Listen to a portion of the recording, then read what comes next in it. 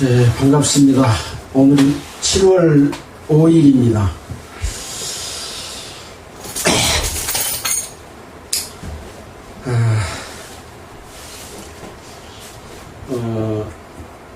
제가 성경 공부하면서 쭉 생각해 보니까 제가 1971년도에 고등학교 다닐 때 외국 선교사들이 전해준 복음에 의해서 죄사함을 받고 거듭난 것이 71년 7월 하순에서 8월 초순경으로 생각이 되더라고요. 방학 때쯤이니까 방학이 끝나갈 무렵이면 이 정도 되지 않는가 그런 생각이 좀 들었습니다. 그래서 따지고 보니까 연수가 55년이 됐구나 그런 생각을 해봤습니다. 교회 다니는 것으로 뭐 하나님이 택해가지고 하나님의 자녀가 되고 유아세를 받고 그런 것은 성경하고는 전혀 다르지 않습니까? 예수 그리스도로 말미암아 죄사함을 받고 하나님의 자녀로 태어난 것이 성도들의 삶의 시작이라고 생각이 되어집니다. 그렇지만 이 복음주의 교회도 여러가지 과정을 거치면서 숫자가 많아지고 일반 교회 방식을 두려워하고 또 어떤 교회가 사업을 하고 그러면서 교회가 변질이 되고 성도들의 그 헌금이 목적 외에 다른 방법으로 쓰여지면서 타락하는 모습, 그것은 결국은 이제 교회 안에 사탄이 침투한 그런 내용이라고 볼 수 있습니다. 그런 역사를 거쳐서 이 지구상에 있는 예수님 이후의 모든 교회들이 그런 과정을 거쳐서 변질되고 타락돼서 종교로 바뀌었지만 하나님께서는 그 종교를 유지하는 것이 아니라 보이지 않는 하나님의 예수 그리스도를 머리로 한 몸된 교회를 만들어가는 것이 이 하나님의 뜻이기 때문에 사실 눈에 보이는 교회나 교파와 어떤 외형적인 교회는 교회가 아니죠. 보이지 않는 하나의 교회만 교회다라는 그런 성경적으로 보면 그렇습니다. 저희들이 이제 그런 잘못된 것들을 보면서 거기서 나와서 따로 모임을 갖게 됐고 우리가 이 복음을 전하고 방송을 시작하고 한 것이 한 15년이 넘었지 않을까 저와 연도를 잘 모르겠어요. 그렇게 돼서 그 과정에서 이제 저희 교회를 사단법인 교파를 초월하여 모이는 그리스도인들이라는 교회 법인체를 만들어서 국가로부터 정식 등록을 한 교회입니다. 사실 여러 교회들이 많지만 법인체로 등록을 한 교회는 많지 않습니다. 큰 교회도 안 되는 데가 많이 있고요. 그래서 저희들은 그런 과정들을 다 거쳤고 법적으로 인정된 교회의 모습을 띠고 있는 그런 상황이고요. 저희들은 또 마태복음에서부터 요한계시록, 그 다음에 창세기에서부터 욥기까지 이렇게 공부를 하고 있는데, 물론 처음에 시작한 것은 말라기부터 시작을 했습니다. 그 이유는 예수님 오시기 직전에 하나님의 택한 백성 이스라엘의 어떤 상황 가운데서 예수님이 오셨는가를 보기 위해서 말라기부터 공부를 했고, 사실은 그 성경을 한 권씩 이렇게 설교하는 것은 뭐 전혀 없는 것은 아니겠지만 많지를 않습니다. 그래서 그렇게 성경을 설교하고 전한다는 것은 참 어려운 일이라고 볼 수 있습니다.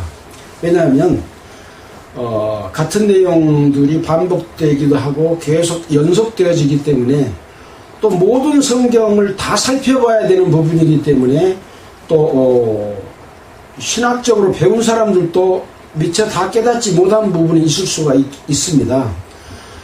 그러나 저희들은 올바른 믿음으로 신앙생활을 하면서 늘 하나님께 간구하고 기도하면서 성령께서 일깨워 주시기를 바라고 그렇게 해왔습니다. 물론 말씀 가운데서 말이 잘못 나갈 수도 있고 또 틀릴 수도 있지만 그 중심에 하나님의 뜻이 변하는 내용은 없었지 않겠느냐 그렇게 생각하면서 우리 시청자분들도 혹시 단어나 또는 말이 중간에 이렇게 좀 틀리게 한 부분이 있더라도 그 내용에서 이해를 할 수 있었으면 좋겠다 그런 생각이 좀 들었습니다. 하나님의 역사는 창세기에서부터 요한계시록까지 하나님이 주관하시는 인류 역사 속에서 계속 진행되고 있는 역사라고 볼 수가 있습니다. 그래서 우주 만물의 창조에서부터 시작하는 거죠. 그래서 이스라엘을 택하고 이스라엘에게 말할 때도 늘 지금 욥기서에서도 늘 하나님이 우주 만물을 창조한 내용이 많이 나오지 않습니까? 그것은 하나님의 능력과 권능과 진리만이 가장 이 세상의 삶의 중요한 가치다. 그 가치는 하나님께로부터 온다라고 하는 그런 중심이라고 볼 수가 있습니다. 그래서 우리는 어떤 지역적으로 성경을 볼 것이 아니라 우주적인 차원에서 우리가 하나님을 공경하고 섬기고 또 복음을 전하고 신앙생활을 하는 것이 우리의 올바른 태도다. 그런 생각을 해봤습니다. 이 교회는 사도행전 이후부터 지금까지 주님의 몸된 교회는 하나뿐입니다. 눈에 보이지 않죠. 그래서 우리는 그 구성원으로서 또 그 구성원이 될 수 있도록 복음을 전하고 올바르게 살아가는 것을 전해야 될 그런 의무를 갖고 있다고 생각이 되어집니다. 지금 인류의 역사는 늘 지금 마지막 때고 마지막 날을 향해서 가고 있습니다. 어제 텔레비전을 보니까 이란과 미국의 전쟁으로 인해서 이란의 최고 지도자 하메네이가 죽은 지가 126일이 됐더라고요. 그래서 어제부터 장사를 시작해갖고 6일 동안 장례식을 치르는데 아랍인들 이란 사람들로 봐서는 자기들의 이란의 최고 지도자인데 자기들의 신장이고 아버지다라고 이렇게 말을 하면서 피해 복수를 반드시 하겠다 이런 결의를 다지는 또 그런 그 장례식을 치르고 있습니다. 그래서 미국에서는 장례식에 불참하도록 압력을 넣어서 13개 나라가 불참을 했는데도 불구하고 100여 개국에서 2천만 명 이상이 참석했다라는 그런 보도를 하더라고요. 아무튼 이런 전쟁의 역사가 물론 옛날에도 있었지만 계속되고 있고 그 규모가 점점 더 커지고 있고 무기도 발달해서 핵무기나 이런 그 최첨단 무기들로 인해서 사상자가 엄청 늘어나는 마지막 때를 준비하는 그런 상황이지 않는가 그런 생각이 들었습니다. 또 베네수엘라의 그 지진으로 사망자가 3,000명에 육박하고 있고 실종자는 정확히 밝히지 않는데 5만 명이 넘는 걸로 그렇게 보도되고 있잖아요. 또 지금 유럽의 기후변화로 인해서 열대야로 온난화로 인해서 숨진 사람들이 엄청 많이 늘어나고 있는 이런 상황을 볼 때 예수님께서 마지막 때에 대해서 이야기했던 것처럼 난리와 난리 소문을 듣겠으나 삼가 너희는 두려워 말라. 이런 일이 있어야 돼 끝은 아직 아니니라고 하면서 민족이 민족을 나라가 나라를 대적하여 일어나겠고 전체에 기근과 지진이 있으리니 이 모든 것이 재난의 시작이다 라고 말했던 그런 말씀들이 생각이 되어집니다. 이럴 때일수록 우리는 정신을 똑바로 차리고 하나님을 공경하는 올바른 믿음을 갖는 저희들이 됐으면 좋겠다 그런 생각이 들었습니다. 자, 오늘은 욥기 29장과 30장을 하려고 합니다. 욥기 27장과 28장에서는 욥의 세 친구들이 욥에게 욥이 지금 고난받고 있는 상황 가운데서 욥에게 해준 말에 대한 답변을 했던 내용들이 나옵니다. 욥은 나의 의를 빼앗으신 하나님이라고 이렇게 표현을 했고, 나의 영혼을 괴롭게 하신 전능자, 이런 표현까지를 하고 있어서 자기 자신은 하나님 앞에 그 욥기 1장에 나온 것처럼 욥은 순전하고 정직하여 하나님을 경외하며 악에서 떠난 자라고 하는 그런 삶을 살았던 사람인데, 마귀가 욥을 시험한 거죠. 마귀는 늘 하나님을 떠나서 악한 자들을 시험한 것이 아니라 하나님과 동행하는, 하나님과 함께하고 하나님을 경외하는 의로운 사람들을 공격하는 거죠. 그래서 욥은 의로운 사람으로서 사단의 공격을 받은 그런 사람이었고, 그 시험은 하나님 편에서 봤을 때는 그 의로운 사람을 연단해서 더욱더 귀한, 조금 더 흠이 없는 하나님을 공경하는 사람으로 거룩하게 하기 위한 연단의 과정이어서 정금같이 오게 하기 위한 그런 뜻을 가지고 있다고 볼 수 있는 거죠. 그러나 욥의 입장에서는 하나님이 마귀에게 그런 시험을 허락했기 때문에 지금 내가 이런 고통을 당하고 있지 않습니까? 하고 말하고 있는 상황에서 욥의 세 친구들은 욥이 범죄하였기 때문에 네가 그런 고통을 당한다라고 말을 하니까 욥은 그들에게 말하기를, 나를 악하다고 말하는 너희를 옳다 하지 않겠다. 죽기 전에는 나의 순전함을 버리지 않을 것이라고 하면서 내 의를 굳게 잡고 놓지 아니하리니 일평생 내 마음이 나를 책망치 아니하리라. 어떻게 보면 올바른 믿음을 가지고 있는 상태를 굳게 지키려고 하는 그 좋은 뜻의 마음도 있기는 하지만, 욥은 자기가 의롭기 때문에 하나님으로부터 축복을 받는다, 하나님의 도움을 받고 함께함을 받는다라고 생각했다고 하는 것이 결정적으로 잘못된 부분이라고 볼 수 있는 겁니다. 모든 사람은 하나님 앞에 하나님부터 자녀로 태어나서 의롭고 선하게 살 수 있습니다. 그러나 육신을 가지고 있기 때문에 잘못할 수 있는 죄의 가능성을 늘 가지고 있는 사람들이라고 하는 거죠. 그래서 죄 없다 하면 거짓말하는 자다라고 신약성경에서 말하고 있지 않습니까?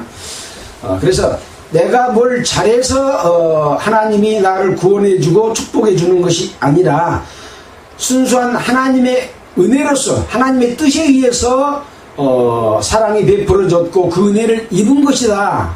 또 나는 잘못할 수 있기 때문에 늘 하나님을 의지해야 된다 라고 하는 것이 올바른 신앙의 길이다라는 것을 욥기를 통해서 보여주고 있다고 생각이 되어집니다.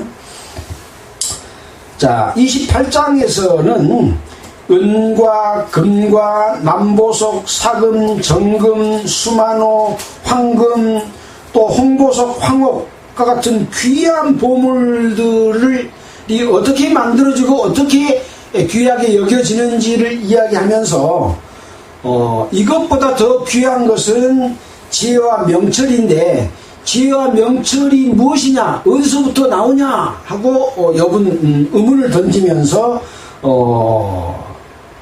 욥기 28장 28절에 주를 경외하니 지혜요 악을 떠나는 것이 명철이라 하셨느니라 하고 하나님의 말씀을 들어서 진짜 지혜와 명철이 금은보화보다 더 귀한 것이다, 더 가치 있는 것이다 라는 결론으로 28장을 끝냈습니다. 자, 오늘은 29장에서 또 욥이 친구들에게 어떤 말을 계속 이어가는지를 살펴보도록 하겠습니다. 29장 1절입니다. 욥이 또 비사를 들어 가로되, 비사라는 비유를 들어서 말한다, 그런 내용입니다. 내가 이전 날과 같이 하나님이 나를 보호하시던 날에 지내던 것 같이 되었으면 하고 점점점 찍고 지금 이 고통 중에서 옛날 하나님이 나를 보호하시던 때와 같이 다시 되돌아갔으면 좋겠다라고 하는 간절한 마음을 갖고 있습니다. 그때는 그의 등불이 내 머리에 비추었고 내가 그 광명을 힘입어 흑암에서 행하였으느니라. 하나님의 빛으로 흑암에서도 담대히 행할 수 있었다. 나의 강장하던 날과 같이 진이었으면 하고 지금 고통 중에서 부르짖고 있는 그런 내용의 말을 친구들에게 이렇게 다시 하고 있습니다. 자, 그때는 하나님의 우정이 내 장막 위에 있었으며 그때는 전능자가 오히려 나와 함께 계셨으며 나의 자녀들이 나를 둘러 있었으며 그러니까 하나님이 함께 하시고 하나님의 보호하심과 그 하나님의 등불 아래에 있을 때는 이런 상황이었다 하고 그때를 지금 되새기고 있는 거죠. 버터가 내 발자취를 씻기며 반석이 나를 위하여 기름 시내를 흘려내었으며 그때는 내가 나가서 성문에 이르기도 하며 내 자리를 거기에 베풀기도 하였었느니라. 또 나를 보고 소년들은 숨으며 노인들은 일어나 서며 방백들은 말을 참고 손으로 입을 가리우고 귀운들은 소리를 그만이 그 혀가 입천장에 붙었었느니라. 그러니까 하나님의 보호하심으로 하나님 축복을 받고 담대하게 또 부귀도 누리고 또 남들 가르치기도 하고 이런 상황이었는데 7절 이후로 보면 그때 있었던 그 하나님이 자기를 함께 할 때의 그 자기 권위도 상당히 보여주고 있는 그런 모습이라고 볼 수 있죠. 소년들이 나를 보고 숨고 노인들은 일어났으며 욥이 가면 노인들이 일어났었다는 거죠. 높은 사람이면 일어나지요. 가만 앉아서 맞이하지 않지 않습니까? 또 방백들은 말을 참고 방백이라고 하는 것은 장로들, 나이 많은 사람들 또 존중받는 그런 사람들을 방백이라고 하잖아요. 손으로 입을 가리우며 귀인들은 소리를 그만이 그 혀가 입천장에 붙었다. 욥이 워낙 하나님을 공경하고 의롭고 정직하고 앙에서 떠난 자기 때문에 욥은 그만큼 존중받고 권위도 있고 이런 장로들 방백들마저도 다 또 귀인들도 함부로 소리 못하고 그 혀가 입천장에 붙어서 욥 앞에서는 말을 할 수 없는 그런 상황이었다. 자기 권위도 상당히 이렇게 있었다라고 이렇게 이야기를 하고 있습니다. 우리가 신앙생활을 함에 있어서도 예수 그리스도로 말미암아 거듭나서 새로운 삶을 살게 되면 착하고 정직하고 의롭고 불의를 용납하지 않고 교만하지 않고 그렇지만 그런 것들로 인해서 남에게 존중받은 그런 사람이 될 수도 있습니다. 사람들이 목사들을 상당히 존중하지 않습니까? 여러 직함이 있으면 목사님이라고 불러주는 것도 존중의 의미로 불러준다고 볼 수 있겠죠. 마치 욥의 어떤 권위가 있었던 것 같은 그런 건데 따지고 보면 더욱더 겸손해야 되는 그런 자세라고 볼 수 있겠습니다. 11절입니다. 귀가 들은 즉 나를 위하여 축복하고 눈이 본 즉 나를 위하여 증거하였으나니 이는 내가 부르짖는 빈민과 도와줄 자 없는 고아를 건졌음이라. 방금 위와 같은 축복과 권위가 있었던 것은 내가 부르짖는 빈민과 도와줄 고아를 건졌기 때문에 이런 축복을 얻었다. 그러니까 내가 의로운 일을 했기 때문에 이런 축복과 권위까지도 있었다라고 지금 말하고 있는 거죠. 망하게 된 자도 나를 위하여 복을 빌었으며 과부의 마음이 나로 인하여 기뻐 노래하였느니라. 어려운 자도 돕고 가난한 자도 돕고 어린 자도 돕고 과부도 돕는 그런 일을 했다라고 하는 거죠. 과부의 마음이 나로 인하여 기뻐 노래하였느니라. 내가 의로 옷을 삼아 입었으며 의로 옷을 삼아 입었다. 그러니까 얼마나 정직하고 하나님을 경외하고 의롭게 살았냐 라고 하는 것을 자기 스스로가 이렇게 이야기하고 있는 겁니다. 나의 공의가 뭔가요? 모든 사람에게 의롭게 하는 것이 공의죠. 도포와 면류관 같았었느니라. 자기가 쓰고 있는 면류관은 곧 의롭고 공의로운 그런 상징으로 썼었다. 나는 소경의 눈도 되고 절뚝발이의 발도 되고 빈구한 자의 아비도 되며 생소한 자의 일을 사실하여 주었으며, 어떤 옳고 옳지 않는 부분에 대해서 바르게 정리해주는, 마치 솔로몬의 재판과 같은 그런 걸로 교통정리까지 해주는, 생소한 것을 사실화해주는 그런 일을 했었다. 불의한 자의 어금니를 꺾고 의롭지 못한 자가 이빨 까는 거죠. 이빨로 악한 말을 해갖고 상대 것을 빼앗고 막 그런 그 이빨을 꺾었다. 그 이 사이에서 겁탈한 물건을 빼어냈었느니라.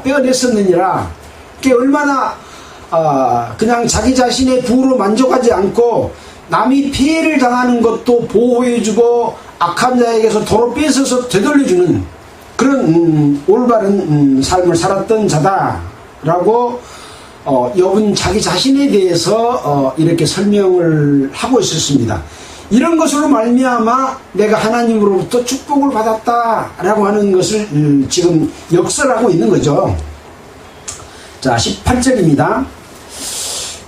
내가 스스로 말하기를 나는 내 보금자리에 선종하리라.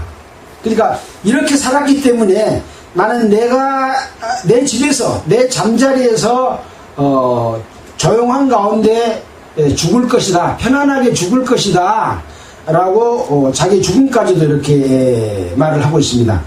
나의 날은 모래같이 많을 것이라. 모래는 수십, 수백, 수조 개에 달하는 그런 것처럼 나의 사는 날수도 장수할 것이다 라고 말한 거죠. 나의 날은 모래같이 많을 것이다. 욥이 몇 살 살았나요? 맨 마지막 장에 보면 욥이 140년을 그 후에 욥이 140년을 살며 그랬으니까 그 후라는 것은 전체를 이야기한지 이때 이후를 이야기한지 모르지만 아무튼 140년을 살며 죽었다라고 이야기를 하고 있습니다. 우리가 여기서도 이 140살까지 살 수 있었던 것은 지금은 불가능하죠. 아브라함 시대 때는 나이가 몇 살 정도 살았나요? 아브라함의 아내 사라는 127살에 죽었습니다. 아브라함은 몇 살에 죽었나요? 175세에 죽었습니다. 여기 이제 욥은 140년을 살며 죽었다라고 이야기하기 때문에 이 욥의 시대는 아브라함의 족장 시대와 같은 시대였다는 걸 여러분 말씀을 드렸잖아요. 자, 그런 이야기를 하고 있습니다. 내 뿌리는 물로 뻗어나가고 내 가지는 밤이 맞도록 이슬에 젖으며 내 가지는 뭔가요? 열매 맺는 나뭇가지가 이슬을 맞으면 아주 나무가 싱싱하게 건강하게 잘 자라서 열매를 맺지 않습니까? 가지에 이슬이 내린다, 그런 얘기입니다. 내 영광은 내게 새로워지고 내 활은 내 손에서 날로 강하여지느니라 하였었노라. 또 무리는 내 말을 들으며 나의 가르치기를 잠잠히 기다리다가 내가 말한 후에 그들이 말을 내지 못하였었나니 나의 말이 그들에게 이슬같이 됨이니라. 가지에 이슬이 내리는 것처럼 내가 말하는 것이 그들에게 도움이 돼서 그들의 삶에도 큰 윤택감을 주는, 열매를 맺게 하는 좋은 결과를 가지고 오는 그런 말이 됐었다. 다른 사람에게도 이런 좋은 일을 끼치는 내 말이 됐었다라고 말하는 거죠. 그들이 나 바라기를 비같이 하였으며, 가뭄의 비를 얼마나 기다립니까? 근데 욥을 만나서 말을 듣는 것은 마치 가뭄의 비처럼 그렇게 생각했다는 거죠. 입을 벌리기를 늦은 비 기다리듯 하였으므로 그들이 의지 없을 때 내가 함소하여 동정하면 그들이 나의 얼굴에 빛을 무색하게 아니하였었느니라. 함소라는 것은 먹음을 함자 웃음소자에서 얼굴에 웃음이 머금고 있는 것을 이야기합니다. 내가 얼굴에 웃음을 머금고 동정하면 그들이 나의 얼굴 빛을 무색하게 아니했다. 내가 뭔 말하는데 말을 안 해주면 무색하지요. 근데 무색하지 않았단 말은 그 말을 잘 받아들이고 비같이 이슬같이 그렇게 여겼다. 이렇게 말하고 있습니다. 25절 내가 그들의 길을 택하고 으뜸으로 앉았으나니 왕이 군중의 거함도 같았고 애고가는 자를 위하는 사람도 같았었느니라. 이렇게 욥이 함께 살고 있던 자들에게 이슬과 비와 같이 좋은 말로 그들에게 도움을 준 것은 마치 그들의 길을 택하고 으뜸으로 앉았다. 왕처럼 궁중에 앉은 자 같았다. 그함 같았다. 또 애고가는 자의 위로하는 사람도 같았다. 그러니까 욥이 얼마나 그 시대에 사는 사람들에게도 모범적인 삶을 살았었는가라고 자기가 살아왔던 그때는 이렇게 했었다. 하나님이 함께 하시고 자기에게 축복을 줄 때는 이렇게 살았었다라고 이야기를 하고 있습니다. 그러니까 내가 나라고 표현하는 부분이 29장에 40분이나 나옵니다. 어떻게 보면 내 하고 자기 자랑을 하고 있는 것과 같은 모습으로 생각해 볼 수도 있습니다. 30장은 반대로 그러나 이제는 그때는 그랬는데 이제는 이렇다 하고 또 자기 자신을 돌아보면서 말하는 것이 여기서는 40번이 아니라 46번을 말하고 있습니다. 지금은 내가 이런 상태가 됐다라고 말하고 있습니다. 어떤 상태가 됐는가 볼까요? 그러나 이제는 나보다 젊은 자들이 나를 기롱하는구나. 옛날에는 그 소년들이 숨으며 노인들이 일어나서며 방백들이 참고 함부로 말도 못했는데 나보다 젊은 자들이 나를 기롱한다, 놀린다 이 말입니다. 왜? 지금 자기 자식도 잃고 재산도 잃고 온몸에 그 악창이 나가지고 지금 발끝에서부터 발바닥부터 머리끝까지 지금 기와장으로 뚝뚝 긁고 있는 이런 모습을 보고 옛날 그 존경받았던 그때는 온데간데였고 젊은 자들이 와가지고 나를 지금 비웃는다, 기롱한다 이렇게 하고 있습니다. 추워?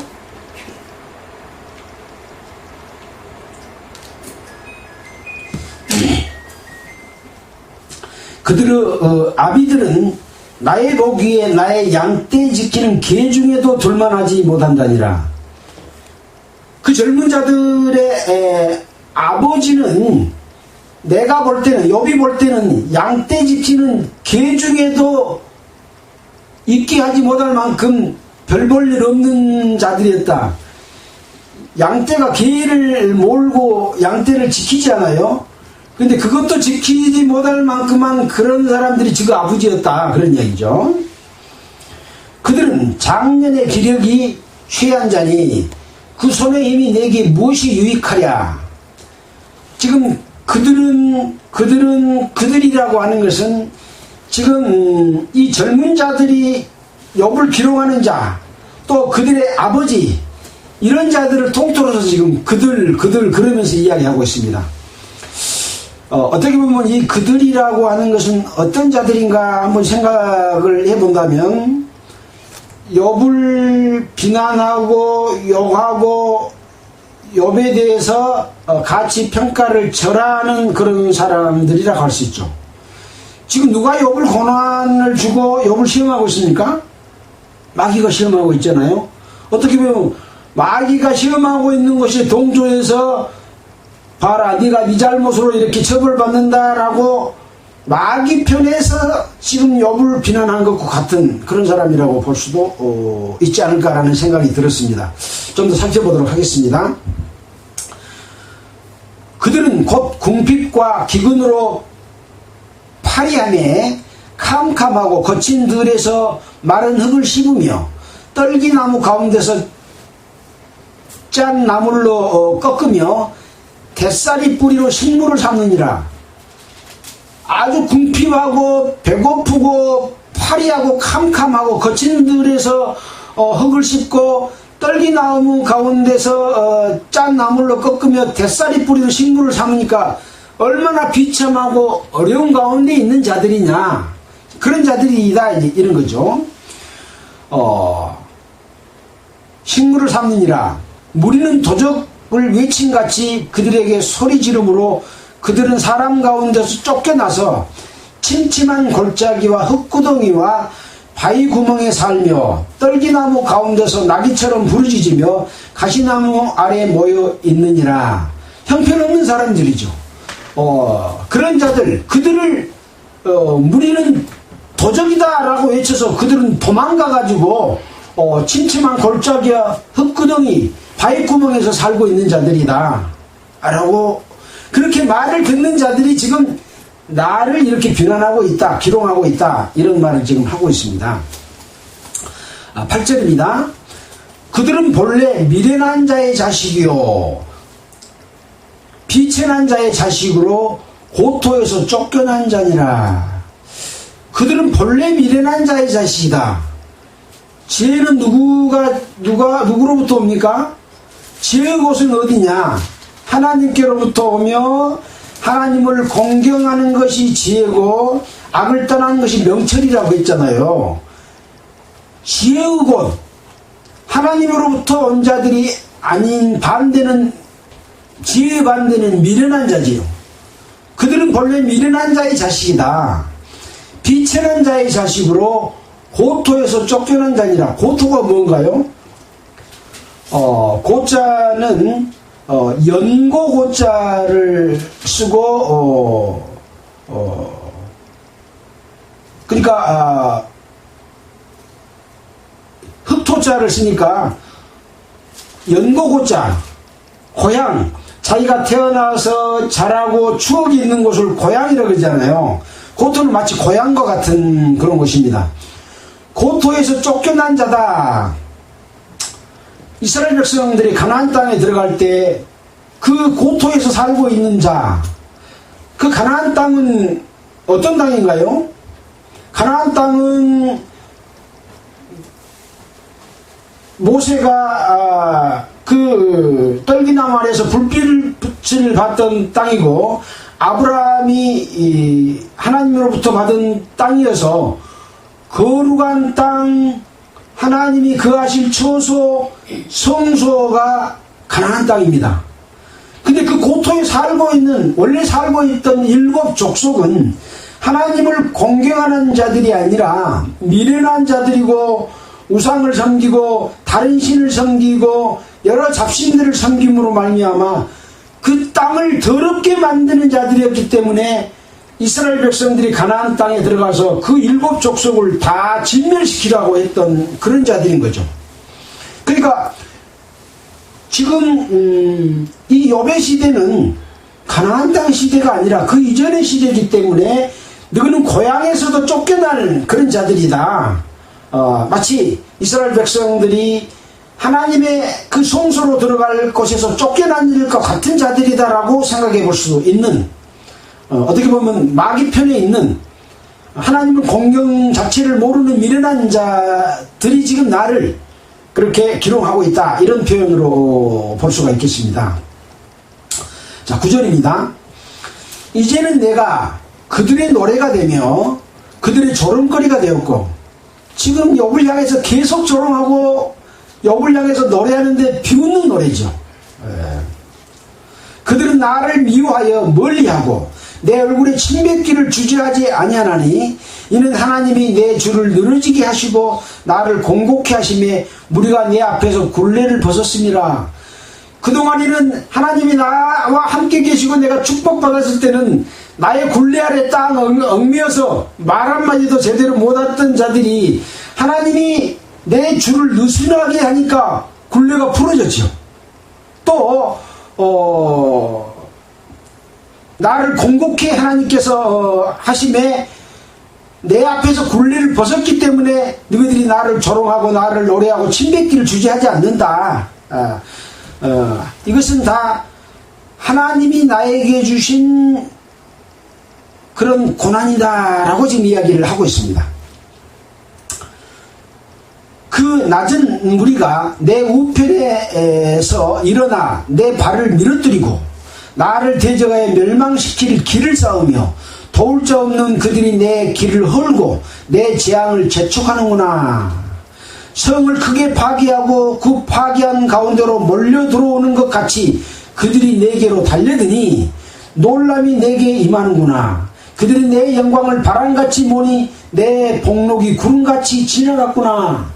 이전 모든 축복은 다 지나가고 재앙이 그들이 내 길을 헐고 나의 재앙을 오히려 재촉하는구나. 지금 당한 것보다 더 나쁜 상황으로 가게 너희들이 지금 부추기고 있구나. 놀람이 내게 임하고 있구나. 내 영광이 바람같이 구름같이 지나갔구나 라고 지금 옛날에는 이랬는데 지금은 이런 상황이다 라고 지금 내 상황이 이렇다 라고 지금 이야기하고 있습니다. 16절입니다. 이제는 내 마음이 내 속에서 녹으니. 이런 상황이 되다 보니까 내 마음이 내 속에서 녹으니 환난 날이 나를 잡음이라. 지금 고통이 오히려 환난 당하고 있는 것이 나를 지금 꽉 잡고 있다. 하나님이 나를 잡아주고 이것을 이겨야 되는데 환난이 나를 잡아서 환난이 더 크게 보이는 거죠. 시험보다 환난이 더 무겁고 중하다. 이 앞에서 또 배웠던 내용이지 않습니까? 환난이 나를 잡음이라. 밤이 되면 내 뼈가 쑤시니 나의 몸에 아픔이 쉬지 아니하는구나. 지금 욥기 2장 7절로부터 8절에 있었던 발바닥에서부터 정수리까지 악창이 나서 귀와 조각으로 몸을 긁고 있는, 그래서 밤이 되면 뼈가 쑤시고 나의 몸에 아픔이 쉬지 아니하는구나. 하나님의 큰 능력으로 하여 옷이 초라해져서 옷깃처럼 내 몸에 붙었구나. 옷이 내 몸에 붙은 것은 기와장으로 긁어서 붙었는지 말라서 붙었는지 모르지만 옷이 내 몸에 붙었다, 이렇게까지 표현하고 있습니다. 하나님이 그렇게 했다. 하나님이 나를 진흙 가운데 던지셨고 나로 티끌과 새 같게 하셨구나. 하나님이 나를 이렇게 하셨구나. 내가 주께 부르짖으오나 주께서 대답하지 아니하시며 내가 섰사오나 주께서 굽어보시기만 하시나이다. 하나님은 보고만 있고 나한테 나타나지도 않고 답변도 안 해주고 계십니다. 나는 지금 죄 없이 잘못 없이 이렇게 고통을 당하고 있는데 하나님은 마귀에게 시험을 허락하고 나를 환난을 주면서 이렇게 힘들게 하십니까? 하나님이 그렇게 하고 있지 않습니까? 왜 구멍만 보고 나타나지 않습니까? 라고 지금 욥은 한탄하고 있습니다. 21절입니다. 주께서 돌이켜 내게 잔혹해 하시고 완력은 뭔가요? 주먹, 힘으로 하는 게 완력이죠. 하나님의 완력으로 나를 핍박하시오며 나를 바람 위에 들어 얹혀 불려가게 하시며, 바람 위에 들어 얹혀 바람이 불면 날아가게 하시며 대풍 중에 소멸케 하시나이다. 대풍은 큰 바람이요. 큰 바람에 나를 소멸케 하시나이다. 내가 아나이다. 주께서 나를 죽게 하사 모든 생물을 위하여 정한 집으로 끌어가시리이다. 이대로 이 상황에서 어떻게 될지 내가 지금 압니다. 주께서 나를 죽게 하사 모든 생물을 위하여 정한 집, 모든 생물을 위하여 정한 집은 어딜까요? 그 톰슨 성경에 보니까 무덤, 죽음과 부활 시에 머무는 곳, 이런 곳이라고 이렇게 표현을 해놨더라고요. 그래서 모든 생물을 위해 정한 죽음으로 내가 지금 내려간다. 어떻게 보면 죽음과 부활 사이에 있는 음부로 끌어가시리이다. 하나님이 나를 그렇게 끌어가시리이다. 내 상황이 이렇습니다 하고 욥은 지금 이야기를 하고 있습니다. 하나님이 나와 함께 계실 때 그때는 이랬는데 이제는 이렇습니다 하고 46회까지 언급하면서 이런 표현을 하고 있습니다. 또 24절 보겠습니다. 그러나 사람이 넘어질 때 어찌 손을 펴지 아니하며 재앙을 당할 때 어찌 도움을 부르짖지 아니하겠는가. 이것은 일반적인 상황이죠. 모든 사람들이 넘어지면 그것을 보고 있는 사람은 손을 펴서 건져주려고 하지 않습니까?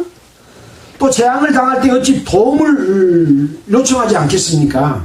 죽게 되면 나 살려주시오 하고 부르짖잖아요. 고생은 날 보내는 자를 위하여 내가 울지 아니하였는가. 보통 사람이 그런 것처럼 그렇게 부르짖음에 대해서 나는 그들을 위해서 울지 아니하였는가. 빈궁한 자를 위하여 내 마음에 근심하지 아니하였는가. 나도 그런 마음으로 울고 근심했었다. 내가 복을 받았더니 화가 왔고 광명을 기다렸더니 흑암이 왔구나. 이렇게 했는데도 불구하고 복을 받았더니 화가 왔고 광명을 기다렸더니 지금처럼 흑암이 왔구나. 내 마음이 어지러워서 쉬지 못하는구나. 환난 날이 내게 임하였구나. 나는 햇볕에 쬐지 않고 거머진 살을 가지고 걸으며 공회 중에서 서서 도움을 부르짖고 있느니라. 나는 이리의 형제요 타조의 벗이로구나. 나는 이렇게 행했는데 내가 복을 받았더니 화가 났고 광명을 받았더니 흑암이 왔고 내 마음이 어지러워서 쉬지 못하고 환난 날이 지금 내게 임하였다. 햇빛을 쬐지 않고 검어진 살, 아마 긁어가지고 딱지가 져서 검어졌는지 모르겠어요. 검어진 살을 가지고 걸으며 공회 중에서 도움을 부르짖고 있다. 나는 이리의 형제다. 이리는 악한 자의 표시입니까? 선한 자의 표시인가요? 이리는 아주 악하고 다른 짐승을 물어 죽여서 먹는 그런 나쁜 것을 이리로 표현하잖아요. 타조의 벗이로구나. 타조는 한번 볼까요? 타조 시편 13장 21절. 시편 13장 21절.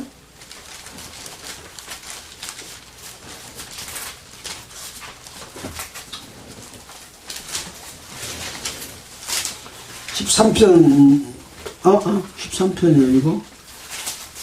지금 이사야 13장 21절입니다. 죄송합니다. 이사야 13장 21절.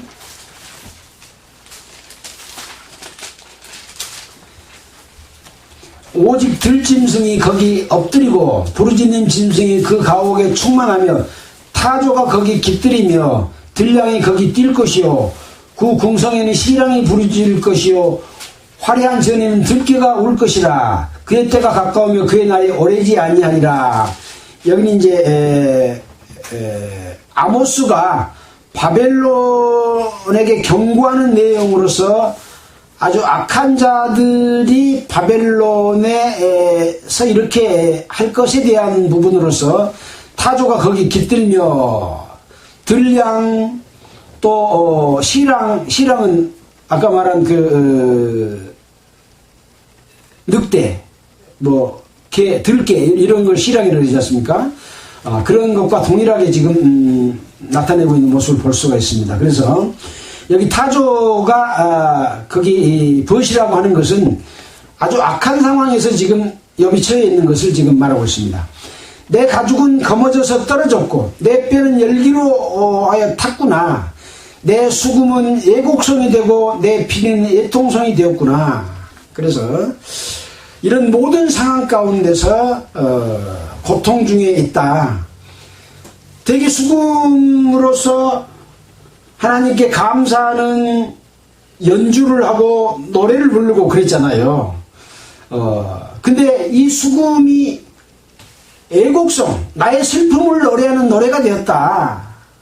또 피리는 애통송, 애통하는 그런 소리로 되어버렸구나 하고 자기 자신을 한탄하는 내용을 기록해놨습니다.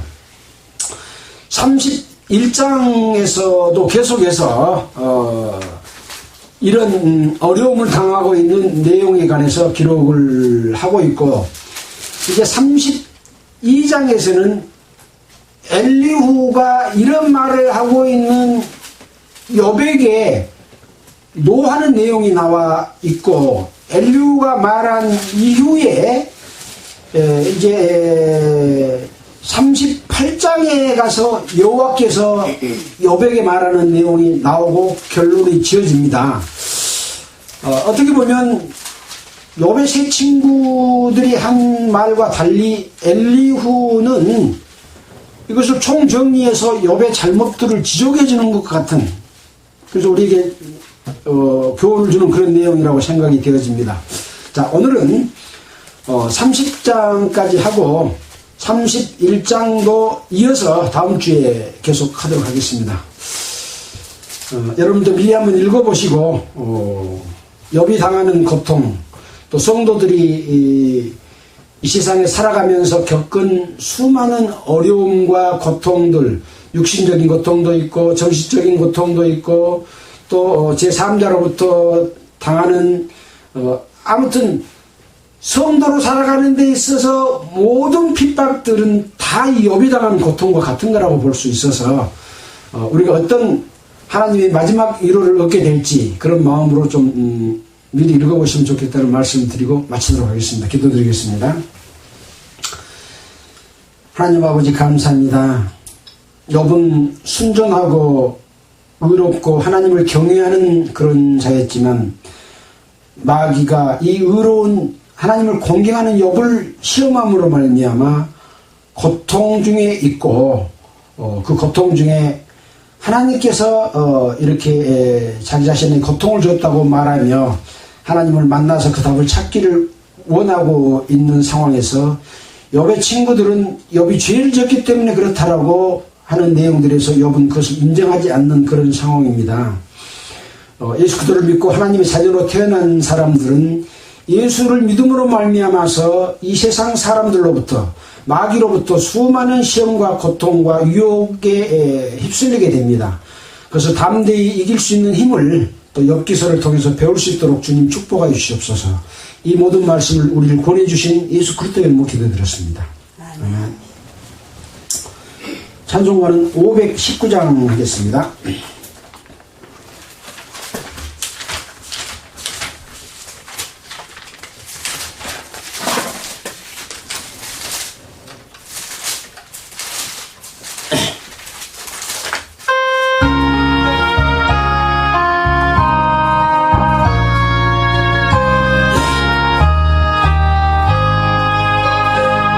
십자가를 질 수 있나 주가 물어보실 때 죽기까지 빠르오리 저들 대답하였다.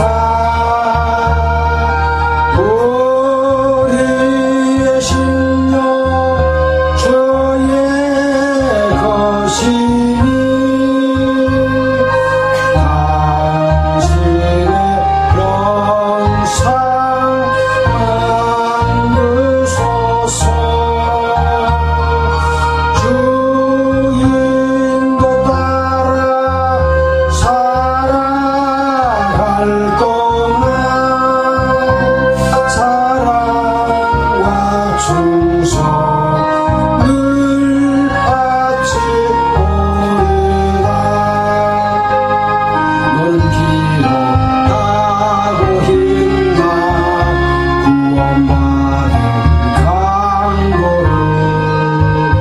저가 내게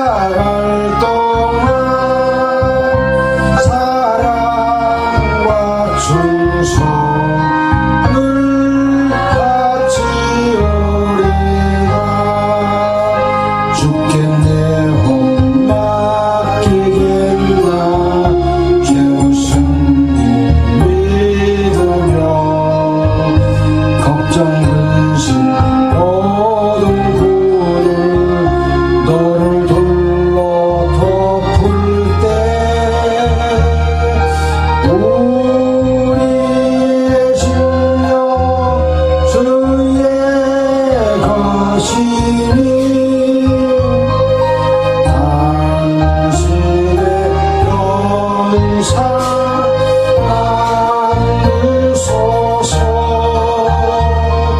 주인 것 따라 살아갈 동안 사랑과 충성을 같이 보리다. 이런 일 다 할 수 있나 주가 물어보실 때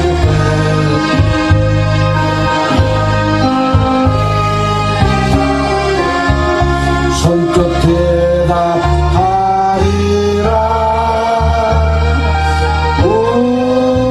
우리의 신령 주의 것이니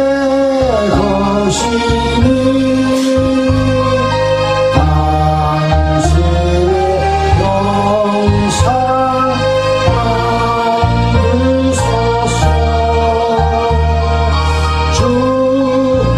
주인 것 따라 살아갈 동안 사랑과 충성을 같이 보리라. 이 찬송가가 오늘 우리 말씀 공부한 내용과 아주 연결이 된 것 같습니다. 걱정, 근심, 어둠굴을 너를 둘러 엎을 때 우리의 심령 주의 것이니 당신의 형상을 만드소서. 주님의 거룩한 주의 몸된 지체를 만드소서. 우리가 주를 따라 살 동안에 사랑과 충성을 늘 바치겠습니다. 이런 내용으로 연결이 되는 것 같습니다. 마치겠습니다. 수고하셨습니다. 화장실 청소했을 때 얼른 똥 싸가지고 물 안